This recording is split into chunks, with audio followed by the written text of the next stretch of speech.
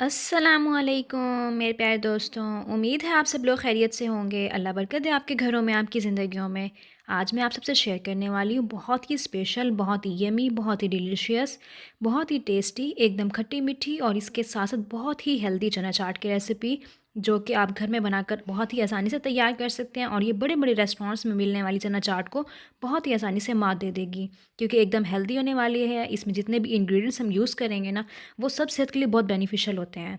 और उसके अलावा बहुत क्लीन एंड क्लियर होती है, क्योंकि हम घर में बहुत ही अच्छे तरीके से, बहुत ही सफाई के साथ हर चीज़ को बनाकर तैयार करते हैं। बाज़ औक़ात ऐसे होता है कि हमें जो है ना रूटीन का वही खाना खाने को दिल नहीं करता है। जैसे हमें बिल्कुल सालन रोटी खानी है या राइस खाने हैं। इसके अलावा भी इंसान का बहुत अच्छी-अच्छी चीज़ें खाने को दिल करता है। तो उसके लिए आप ये चना चाट की रेसिपी बिल्कुल आसानी से अपने घर में बनाकर तैयार कर सकते हैं। बहुत ही कम मेहनत में, वक़्त की बचत के साथ आप इसको बनाकर तैयार कर लेंगे, अगर आपके पास चीज़ें पहले से रेडी हैं तो। चलिए जी, मज़ेदार सी रेसिपी बनाना शुरू करते हैं। बिस्मिल्लाहिर्रहमानिर्रहीम। सबसे पहले मैंने 2 अदद आलू लिए थे, छोटे साइज़ के थे, तो उनको बॉयल कर लिया और उनको चंक साइज़ में कट कर लेना है। एक बड़े साइज़ की प्याज़ ली थी, उसको कट कर लिया। जितना फ़ाइन आप चॉप कर सकते हैं ना, उतना फ़ाइन आपने चॉप कर लेना है, यानी बिल्कुल छोटा-छोटा चॉप कर लेना है।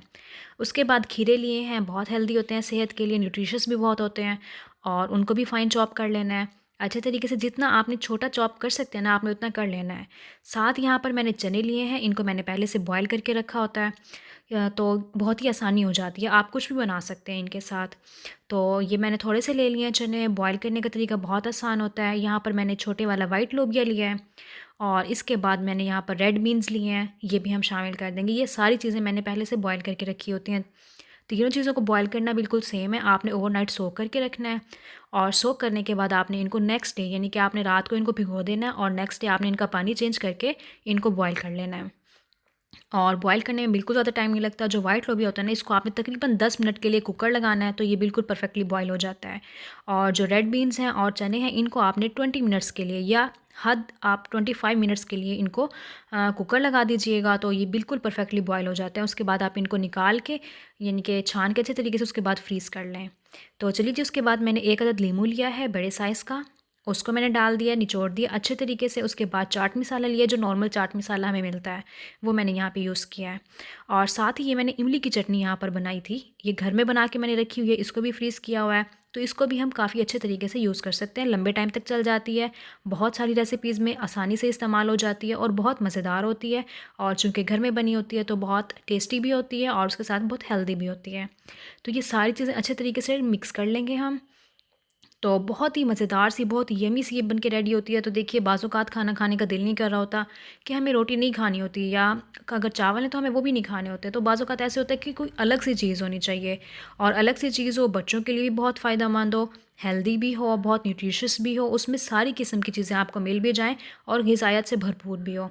तो ये एकदम परफ़ेक्ट रेसिपी है उसके लिए। आपके बच्चे बहुत खुशी से खाएँगे इसको, और बच्चों तो क्या, बड़े भी बहुत ही खुशी से इसको एंजॉय करते हैं, क्योंकि चना चाट ऐसी रेसिपी होती है ना, जो कि हर घर में तकरीबन ईद पे भी बनाई जाती है, और उसके अलावा हम आगे पीछे भी इसको बना लेते हैं, क्योंकि बहुत मज़ेदार होती है ये, और बहुत टेस्टी भी होती है, और सबकी बहुत फेवरेट भी होती है। तो जब हम इसमें बहुत ही हेल्दी सी चीज़ें यूज़ करेंगे, तो ये बहुत हेल्दी भी हो जाएगी, बहुत टेस्टी भी हो जाएगी। तो चलिए जी, एंड में यहाँ पर मैंने खुश्क वाला पुदीना लिया, जिसको पहले से सुखा के मैंने रखा होता है, ये भी फ्रिज में ही रखा होता है, तो बहुत सारी चीज़ों में जो है ना आसानी से यूज़ हो जाता है। तो इसको बाद इसको भी अच्छे तरीके से मैंने हाथ की मदद से जो है ना बिल्कुल ग्राइंड कर लिया था, और वो डाल दिया था। इससे खुशबू बहुत मज़ेदार सी आ जाती है इसकी, और बहुत ही अच्छा सा इसका जायका भी हो जाता है, बहुत हेल्दी भी होता है। तो फ्रेश पुदीना होता है, वो इतना लंबा तक चल नहीं सकता, तो उसको वॉश करने के बाद उसके पत्ते अलग करके मैं उसको भी सुखा के रख लेती हूँ। तो बहुत सारी रेसिपीज़ में ईज़िली यूज़ हो जाता है। तो चलिए जी, देखिए अल्हम्दुलिल्लाह, बहुत ही मज़ेदार सी, बहुत ही यमी, बहुत ही हेल्दी, और बहुत ही टेस्टी जो है ना हमारी चना चाट बन के रेडी हो चुकी है।